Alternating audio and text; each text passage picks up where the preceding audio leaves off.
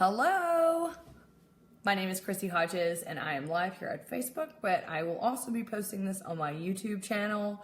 I definitely want to wish all of you a happy holidays. And I wanted to talk a little bit today about the holidays and how that can affect individuals with mental illness and OCD, and then talk about a little bit of a struggle that I've had recently and then some unexpected things that turn that around. Christmas, tough time of year, man. It just is. I think it's tough for everybody, but when you're living with a mental illness, and especially one that's untreated, or especially if you're not feeling well, sorry, I've got something on my eyeball. There are a couple things that can just really bring you down. First of all, Christmas is tough for me. I don't know, well, I do know what it is. 20 years ago, this season, I survived a suicide attempt. And I don't recall if Christmas was tough anytime before that, other than the reasons I'm going to mention. But there is something in the air when I start seeing the Christmas lights, and when they're starting to talk about it, of course, that reminds me of that past trauma. And it just makes me really vulnerable and susceptible. So this year, I actually, other than some stuff I've been going through with OCD, this year I actually just wanted to take some time and say, maybe I'll start a new relationship with Christmas. And it's been all right so far. We'll see, though. I still have Christmas to go. Two reasons. Some of the... Ryan just wrote, I love seeing your hair.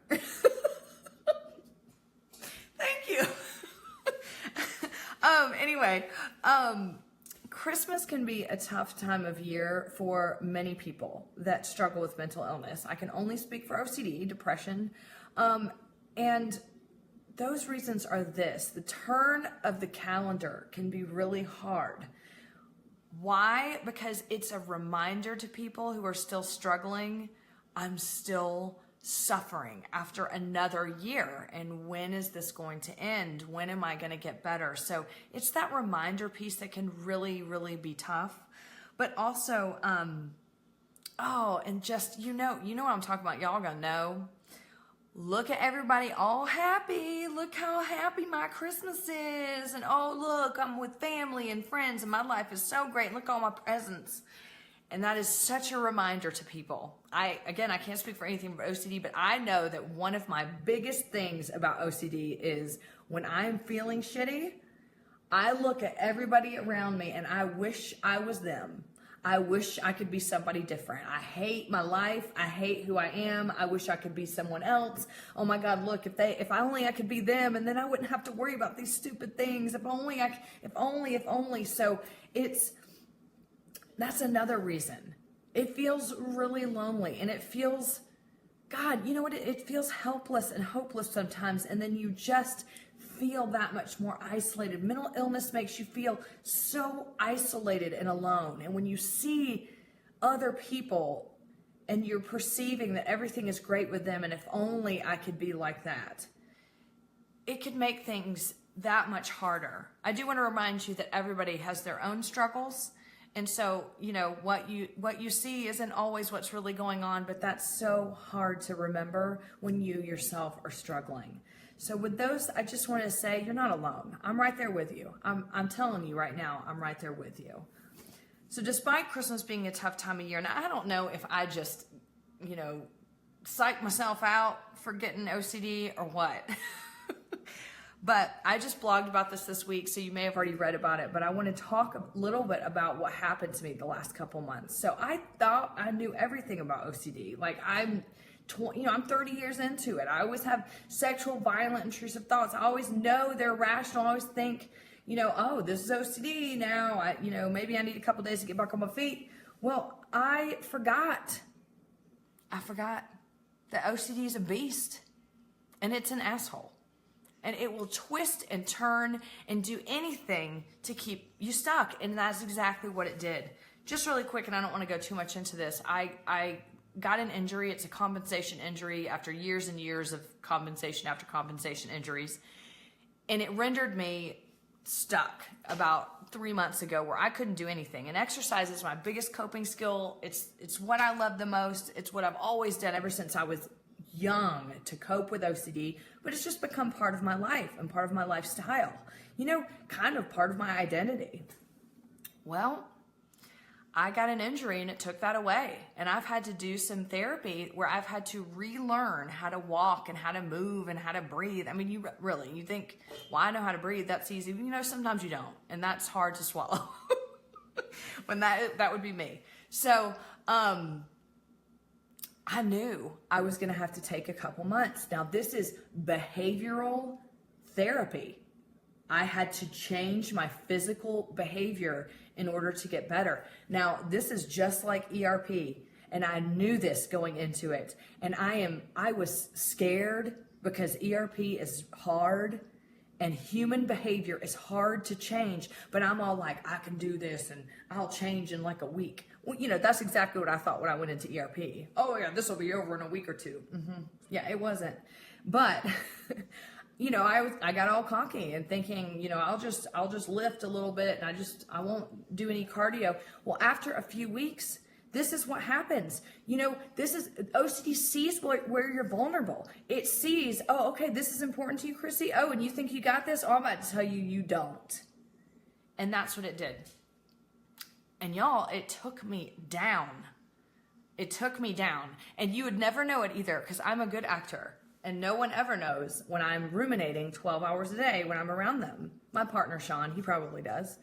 But I'm good at hiding it. And there's a couple reasons why. Number one, I don't want to believe, or I can't believe that this is OCD. This feels so real. It feels real.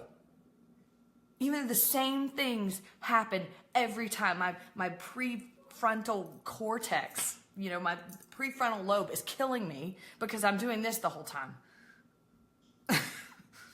Ruminating all day, every day. What if? I'm looking at everybody. Oh my God, what if I was that person? I wish I was that person. Then I wouldn't be dealing with this. And to me, it was difficult because this is a real world problem. But then there's also it can't be OCD because this is a stupid problem. I mean, think about how hard other people have it and how I've had it before with sexual and violent intrusive thoughts. And you're worried about a stupid injury? Like, get over yourself, Chrissy.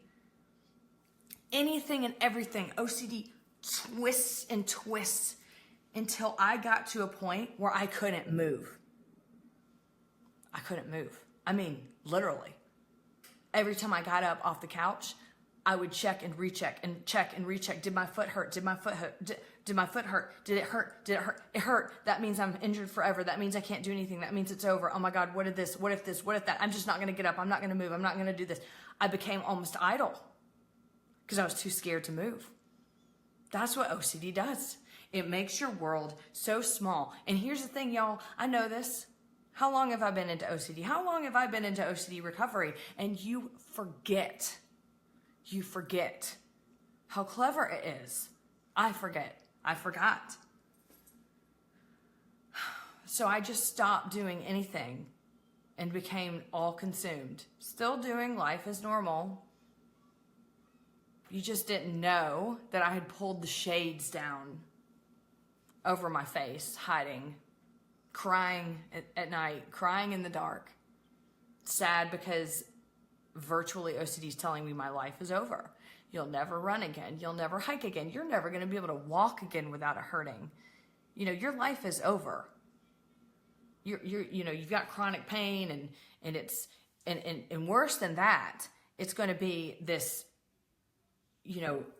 huge reminder every time you even move that this is your fault because you waited too long to get treatment. And I just went down the rabbit hole. I mean, like, it is almost like a slip and slide. They just put a slip and slide down the rabbit hole. Instead of even resisting, I'm like, oh, well, here we go. Like a moron. And I was so scared. I was so scared because when I figured out that this was OCD, it was, when I figured it out was last Friday night. I mean, I kind of figured it out before, but of course I didn't believe it because you never believe it's OCD. You always think, oh, it's not OCD this time. This is real. Last Friday night, Sean and we just gone and got sushi. We get sushi every Friday that he doesn't have a son. And we're driving around and I couldn't focus. I was like trying to have conversation with him like everything was normal, and he's all like, girl, I know. And we're driving around, and he goes into the grocery store, and I'm watching every person that comes out of the grocery store. I'm sitting in the car. I'm watching every person. I'm like, look at them. They can walk, and it doesn't hurt. And I'll never be that person again. And it's over. And I started to think about suicide.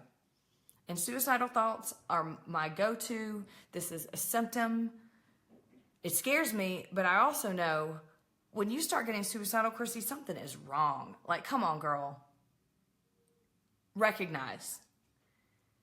And it hit me like someone opened the door and punched me in the face. I just like, I started sweating but I'm shivering at the same time, and my like I'm convulsing because I don't know what to do, and what if I lose control and then I kill myself, and oh my God, and I'm starting to imagine it, and I'm freaking out, and I'm thinking, what in the world is wrong? And so I just tabled it. I just said, tonight I'm not going to do anything. I'm safe. Nothing's going to happen, but I need to address it tomorrow.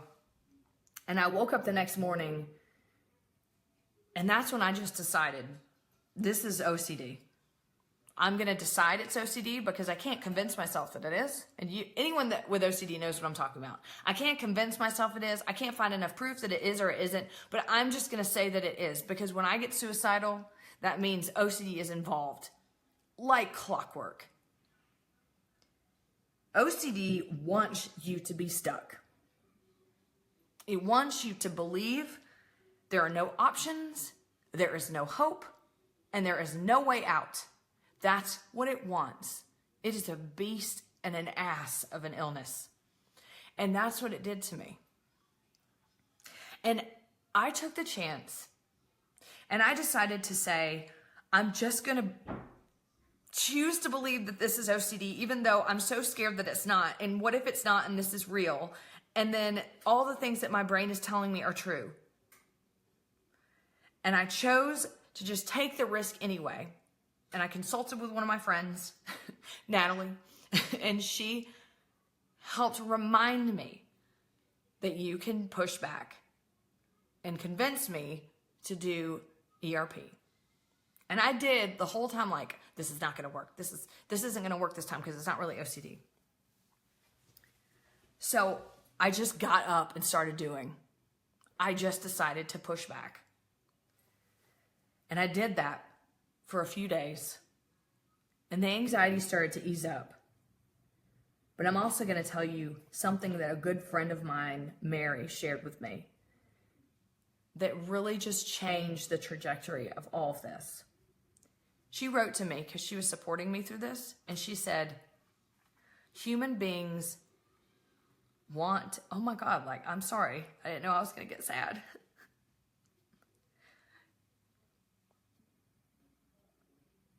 Oh crap, sorry.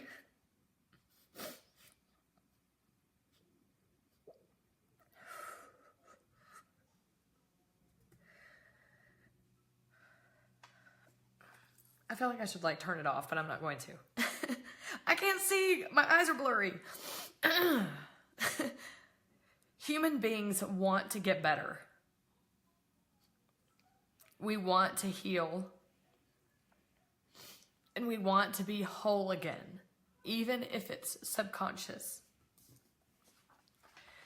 She said, when I look at a cut or scrape on my body when I'm feeling depressed, and I notice that it's more healed today than yesterday, it reminds me, no matter how dark my thoughts are on any given day,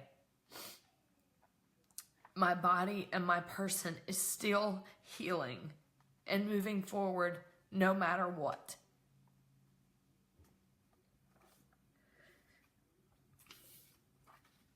And her saying that just helped remind me. And I'm going to tell you, like,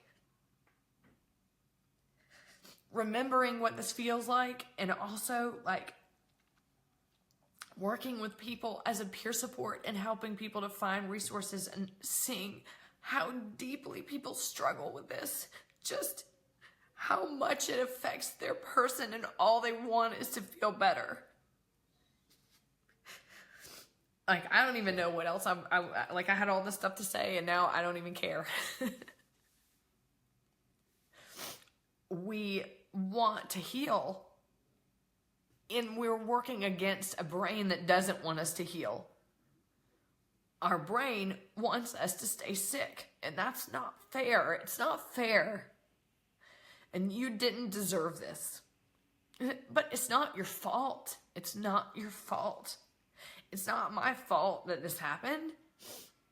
It's not my fault when I get sucked into a cycle, but it sure does feel that way.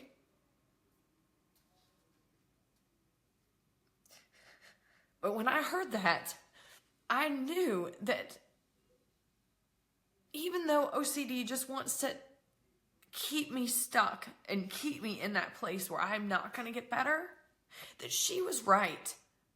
I have fought every step of the way against this illness, and I can take that chance one more time. I can take that chance that this is OCD, and I can push back. And I did. And then I was like, crap, because I know behavioral changes take time. And so I knew I'm doing like physical behavioral change on top of mental behavioral change. And I was like, this is going to be a hell of a few weeks. But what I did instead was when I started doing ERP, is I stopped thinking about what I should be feeling like and what I wanted to feel like. I started thinking about the way she said my cut will heal each day, but it might be small and it might still hurt. And so I thought to myself, well, what if every day I just focus and I do the ERP that I need to do, but I also just focus on the therapy I'm doing with my body and just celebrate the little successes. Celebrate that today I'm not buried in anxiety. Today I'm not feeling suicidal. Today I'm not feeling depressed. And I just start building a little foundation. And this is what I tell the people that I work with. And now I know how much they probably hate me when I'm telling them this, when they're feeling so terrible, but I understand and I get it. And I know how hard it is. But what we do is we build little bitty foundations, little moments even of hope. So that when we fall, we'll never fall deeper than what we've already accomplished. And that's what I started to do. And I'm feeling better. After only a week. I've met so many people lately in the last couple of weeks, clients that I'm working with and doing peer support with, who just say that Christmas is so tough and this time of year is so tough. And the biggest point of this video is to tell you that I'm right there with you. I understand. But I also wanted to tell you that even through my own struggle and remembering that all of this can happen and can be hard, and you can actually fall and slide all the way back down to what you perceive as the bottom, you can push back. You can push back. You can take little bitty steps. You can keep moving. One of the biggest things is I just kept moving. When I made the decision that I'm not going to let OCD keep me stuck like in that cocoon, I'm going to keep moving. I'm going to keep getting up. I'm going to keep doing things. And I'm going to expect it to be bad. I'm going to expect it to be tough.